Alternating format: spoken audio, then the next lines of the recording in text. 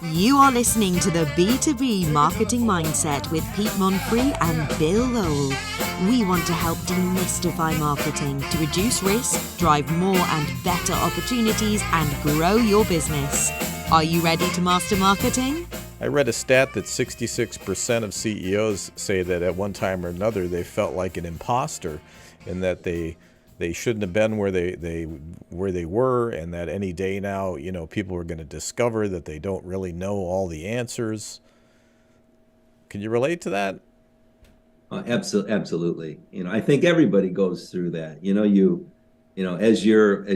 As I'd say, climbing the ladder, or as you're gaining experience in your career, you always have a few self-doubts. So I think that that's just natural. But usually what I find, I don't know if you find this, but usually what I find are the ones when they're going through that thinking they're imposter, they really probably are pretty outstanding or quite a successful leader. So they're a little bit more humble, It seems to skew that way. Like the more brilliant they are, the more imposter syndrome they get. And during the program, I'm going to take a live imposter test. We're going to find out if Pete Monfre is an imposter according to this online test. All right. So we'll do that. We'll see. I don't know. I don't know if I am or not.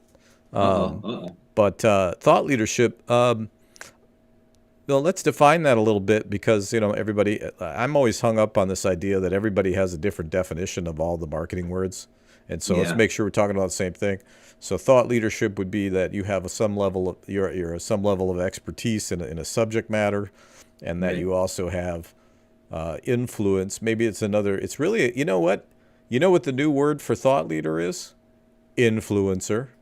Yeah, that kind of gets on my nerves. But that's terrible. I hate that. Yeah. Let's just call it thought leadership. Now everybody knows what thought leadership is. That was the easy way. Yeah. Business influencer. No, you have expertise, but you also have some level of reach. Like if you are an expert in your basement, you're probably not a thought leader. So that's that. And then tell me imposter syndrome. I mean, we see it in clients. We might have experienced it ourselves. What's the definition of that? I know you've talked about it. Sure. And I'm going to add one more thing to the thought leader, because I like what you said, subject matter expert, has a following. But I would also add probably ahead of their time. And I can come back and talk about that later if you want. But what I will tell you how I look at the imposters, but I kind of break this category into three parts. So I say there's thought leaders, and then in the middle there are people aspiring to be thought leaders, and then on the other side are the imposters. And I hate to say it, but most of the people I've met, very few are thought leaders. There's a good many that are aspiring to be, and just a ton of imposters. And so when the imposters, those could be people trying to be somebody they're not, or really, like you were saying, trying to be the Wizard of Oz. They're behind this curtain and they're trying to do certain things and I don't want to say if it's trick people, but you've talked about this with some of the marketing a lot. It's sometimes you just get that. I don't want to say it's a kind of a high class skit, but sometimes it is. Or sometimes people just don't know what to do with themselves and they follow somebody else. They're imposters, but they're following somebody else. And well, sure, I think that's terrible. Yeah, well, and I think that's the scary part, right? If you feel like an imposter, one of the options are, you can Google this online and you're going to get all the feel-good stuff. Are you an imposter? What does it mean? Everybody feels that way. Don't feel so bad. They leave out this one option. Yeah, maybe you are. Exactly. Maybe you are. Like if you're a car mechanic, you figure it out real fast. Right.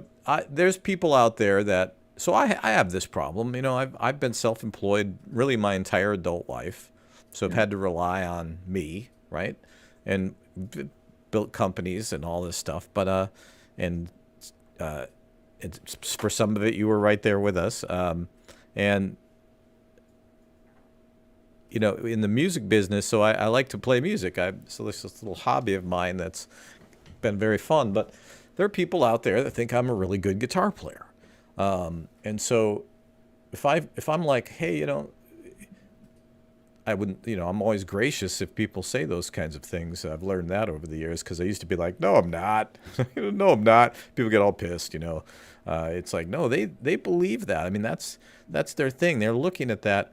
But my perspective is going to be different because I'm playing with players that are 10 times beyond my level of even understanding what they're playing, right? Yeah. But I surround myself with those people, and that's kind of how, my secret to success, whether it's business, whether it's a band. But is that thinking I'm an imposter, or is that just being a realist? Well, and like we said too, I think some of the leaders, some of the thought leaders, others, like we talked about, sometimes and you mentioned it with your 66% statistic. Some people think that they are imposters, but really they are really good. Well, but they are humble, just like you said. So I think it just depends. I played for enough people now that I guarantee you a sizable portion think I'm terrible, and so maybe it evens its way out. But the feeling creeps in, especially if you're somebody that sells expertise for a living. You put yourself up as an expert. What's an expert? Yeah. Somebody who's 50 miles away from home and somebody's giving them some money to give a speech or is that it? Money to do a project. So it's just that easy. It is. No, well, I mean, really, what makes an expert?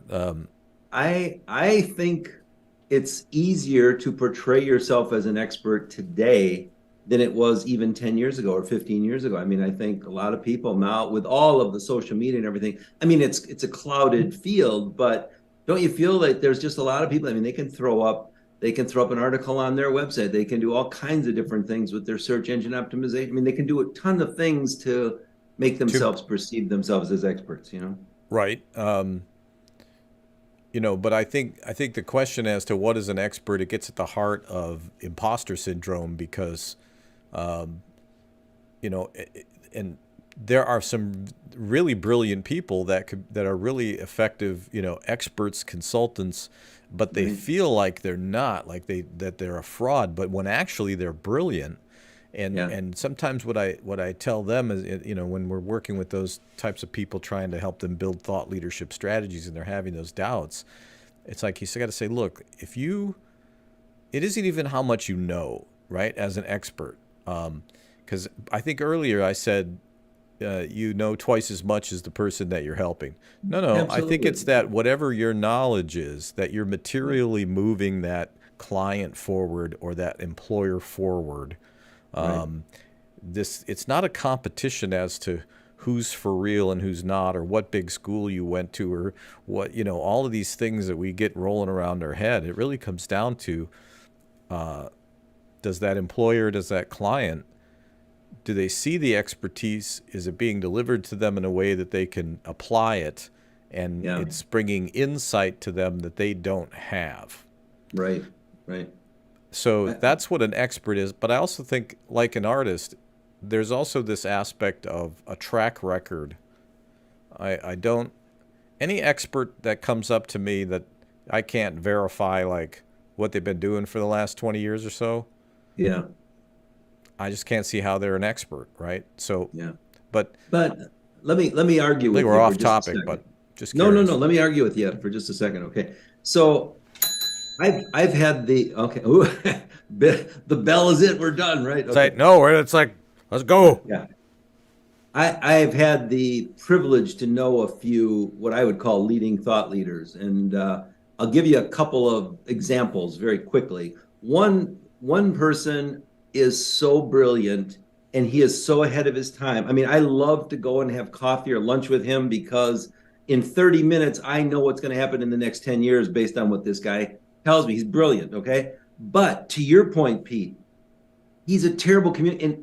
At like 35 to like an hour, I can't take it anymore. I'm like exhausted, and he's not a great communicator. I mean, his stuff is brilliant, and you can really appreciate it, but he can't communicate it in a way that can come down to most people's level, including mine, by the way. And so it's like the guy. I thought you were talking about me there for a minute. No. It can't be me because you're in that category. So the guy is brilliant. I mean, he's the one that told me probably, at least 15 years ago, almost 20 years ago, that we're going to be driving by a McDonald's and something's going to appear on our phone as a coupon. And I was like, that's insane. It's Are crazy. you crazy? And it happens now all the time. And I think of him every single day, when I get a coupon or I get something on my phone. But that to me, I mean, he is a thought leader, but people may not perceive him to be a thought leader, but he's got a great track record. I mean, he was one of the guys that invented the key fob for the car. I mean, he's gotten so many inventions. The guy he's well, just and brilliant, I bet there are times that he's curled up in a ball in his bed and he's like, the shoe's going to drop tomorrow. Yes. So yeah. You've got some things you wanted to specifically mention. I want you to go ahead and do that. And then I think I'll take the test and let's see if I'm an imposter.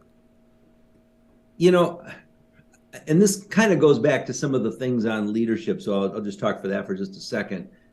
There's different types of leaders, but, sometimes I refer to it as like the situational or the emerging leaders. Sometimes that thought leader or that person appears because the time is right. I don't know if that makes sense to you. So it's like, maybe they don't think of themselves as a thought leader, or maybe they don't think of themselves even as a leader at all. But all of a sudden, some kind of situation in their business called for them to do something, or some kind of market opportunity came and they arose and they took it, and all of a sudden here they are. And that's why I think there's that imposter syndrome too, because all I did was I just stepped in and did what needed to be done, or I didn't earn it. Like they don't feel like they earned it. That's exactly right. Which could be all in their head. Yeah. Hey, I want to take a minute and just remind people we're doing this at 11 o'clock Central every week, every Thursday. And I did ask some questions in my post.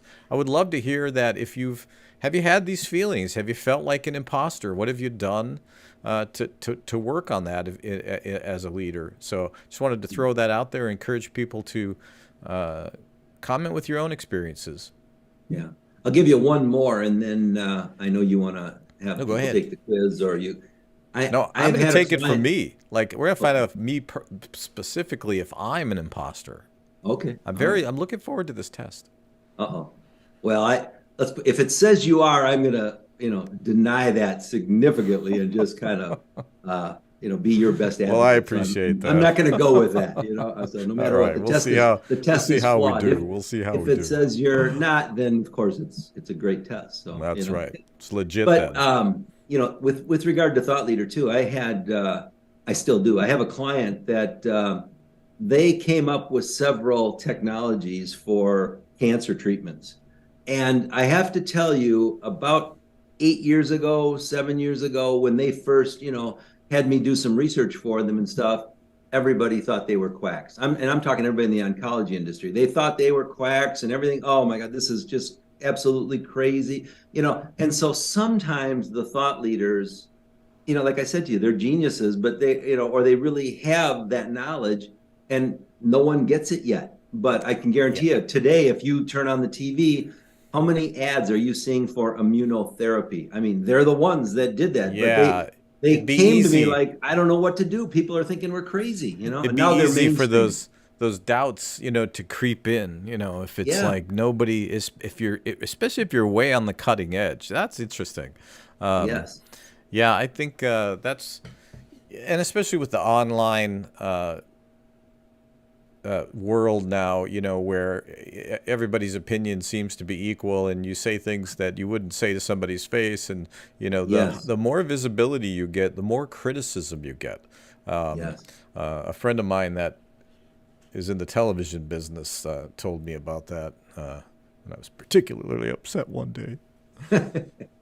He's like, "Here, so let's do this. Let's see if we'll take the test here." This is from this is a website called mind.help. So it's for me, man. It's for me. I love that .help. That's good. Help me. Here, I'm moving our faces up on the screen just a little bit there. So first question is, and so Bill knows what's going on because he can't see it. I feel like I don't deserve the success I've earned. I feel like I don't deserve the success I've earned. Yeah, I'm just going to say a few times. That's not, I don't really think that too much. I fear that I will be exposed as a fraud. I'm going to say a few times. Not really. Maybe this is a stacked, for me. I don't know. That's what I tell you. Well, this is to find out if I have imposter syndrome or not whether I am an imposter. Okay, good. I find it hard to accept compliments in a positive way. You know what? I do actually. Wow. I don't compare myself or my achievements with others. Ooh, sometimes.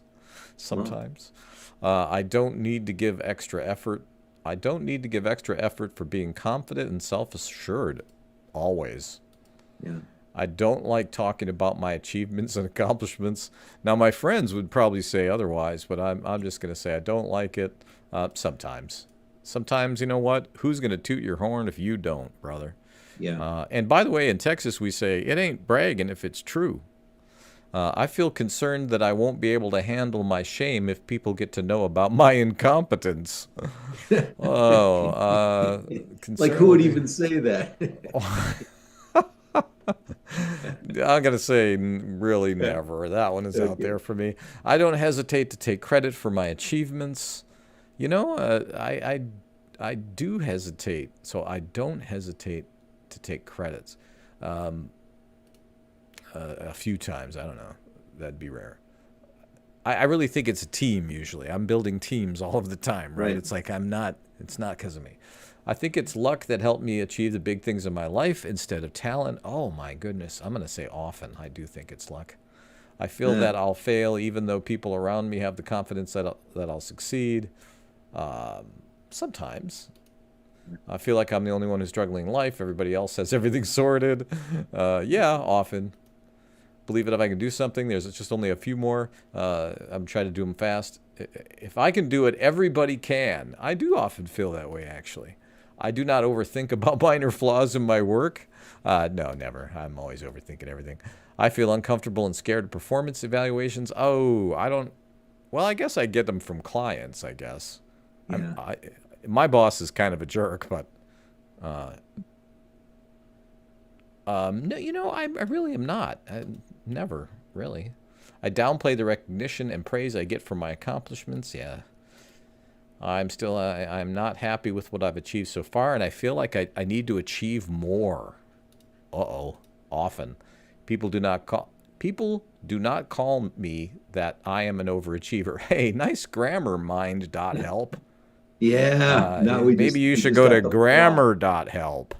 Yeah. Now, if you come out as an imposter, we've got legitimate excuses that this quiz is not right. I can't understand it. People do not call me that I'm an I think they're saying people don't call me an overachiever. Right. You know what? Sorry, everybody calls me an overachiever. I seek validation and approval from authority figures like my parents or my boss. Don't have a boss. I'm going to have to say never on that one. I doubt my capabilities, potential, and intuition. Never. I tend to dwell in the past and I have fears about the future. Oh my goodness. Sometimes I still like REO Speedwagon. All right, mild indication of imposter syndrome. I scored 39 out of 80, and my score indicates that you have mild significant traits of imposter syndrome.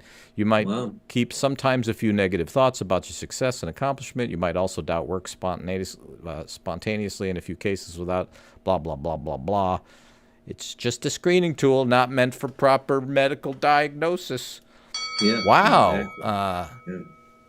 I'm not sure what that means. I guess I'm not much of an imposter syndrome person. See, here's the difference. A thought leader would not take that test. Live on LinkedIn. Like, there's no way I'm going to have that expose me on a podcast. So I guess if I had imposter syndrome, I probably wouldn't be taking that test. So maybe that's kind of a skewed sample. I don't know, but also a skewed test. I don't know if I can recommend that one, but interesting. But you know what? Regardless of the test or not, I think some of those questions, even just as somebody goes through it, it's kind of interesting to, even if you just reflected on it on your own, to go, is that something? Yeah, a few of the questions I'm like, oh wow, what? Yeah. And the other thing that I would tell people is, sometimes we see things different for ourselves than others see us. And so, I mean, like if I took that test for you of how I, have known you over 30 years, I mean, I would totally give it some different things and, then you might see it. And so, I mean, so the moral of the story is sometimes ask somebody else who knows you pretty well. What do they think of it? I mean, Well, I knew that you would get a kick out of it because, you're like in the business of creating survey instruments and these kinds of things and tests and this sort of thing. But that was actually a pretty terrible one, wasn't it? Can the I way tell the you questions were worded, was that bad or was it just me? It sounded rough, but I am not going to criticize. It was hard to understand it. Yeah. But, one of the things that we've done, Pete, which you know about, which to me, it just sends me into hysterics all the time. So like sometimes we'll do like an employee study for a company, and they'll say, survey all of our leaders or survey all of our managers or whatever. And so we do. And one of the questions that we always ask is, how will your employees see you, or do they see you as a leader or whatever, and most of the time, all of the leaders of the manager, oh yeah, they're definitely going to see me as a leader. But then you go ahead and you survey the employees and you find out, how is your leadership, and do you see them as a leader, and there's a significant difference. That's right. So, like I said, we might see ourselves differently than others see us, which is okay. Yeah, and that's where I think imposter syndrome originates from. Like, I think if you're feeling like an imposter, most of the time you can probably just ignore those thoughts. Yeah. Especially if you can objectively look and say, like I might think of something like, well, I've been in business for how many years now? 32? Wow. So I don't think we would have maybe lasted this long if I was, or, Exactly. my performing and all that. It's all on the internet. You can check it out. I probably wouldn't be doing that at the level we're doing that either. So it's like, well, maybe I'm okay, right? I mean, maybe I'm not completely incompetent. I did fix my wife's car. Hey, that is a great positioning statement. I am not thoroughly incompetent. I'm not completely incompetent. Good. That is good. I'm going to use that in my company, my bio. That would be great. But I did fix the wife's windshield wiper squirters yesterday. So wow. See, so I must not be an imposter, but impressive. I am an expert of disguise. I think it's a great topic, and I think I think it's one that. And any closing thoughts? I do have a few now that you mentioned it. I think that's really good. And maybe if you're one of the viewers and you're out there thinking about this, I mean, it might be a good thing to just step back and ask yourself that, how am I doing with this? Do I feel like that quiz said that I'm an imposter, or am I truly a thought leader, or am I having a tough time where somebody's not understanding me the way that they should be? Or, am I in that middle somewhere? I'm aspiring to be a thought leader. So, I mean, I think there's a lot of value in that. But one of my very good friends told me once that all you have to do is turn around. And if you see somebody following you, then you're a leader. But if there's no one behind you, you know the good. truth. And that's good. That speaks to the reach. That if you're, do you have followers? That's awesome. Yes. Yeah, exactly. So anyhow, how about you? Do you have any? Well, those followers could be total morons, but absolutely, usually they're not. But in some cases, we didn't say thought leaders had to be. Well, I just think of Tony Robbins, like drinking a martini, going, "Oh my God, I'm a failure," and it's like, I don't know if he is or not. I don't know much about him. I'm trying to think of somebody. Seth Godin. Do you think Seth Godin has these fears? I bet he does. We should call him and ask him. That would be great. We'll do that on the program. Yeah. By the way, I had don't hold your breath. One of my clients actually went to a Tony Robbins seminar, and she said she did walk across coals of fire. It was like, my goodness. Yeah. Did you get punched in the face by Tony though? Because I think that's the. Oh, is that part this guy's? He's like an animal. Okay. He's a muscly man. She didn't say that. She said very positive things, and it was quite a growth experience for her. So I who got knows? the Tony punch in the face. Uh-oh. All right, next point. I don't have any more points. Oh, I think no. I was kind of giving you. I thought I was Larry King there for a minute. Okay. Did you notice it? I mean, if you want me to make something up, I'll be an imposter and I'll do that, But yeah. Well, you are Bill Lowell, and I know that because I've known you for a long time, and awesome to see you. We're gonna tune it out, but you know what? I hope you'll comment, tell us about your experiences. We've got a lot of great programs coming up. You know what we should do is we should announce some of the topics that are coming, but the best way right now is hit the links, go check out our profiles, give us a follow. You've been listening to the B2B Marketing Mindset with Pete Monfre and Bill Lowell. Add to the conversation by commenting, sharing, and liking. And don't forget to subscribe and check out the links in the comments. Learn more at b2bmarketingmindset.com.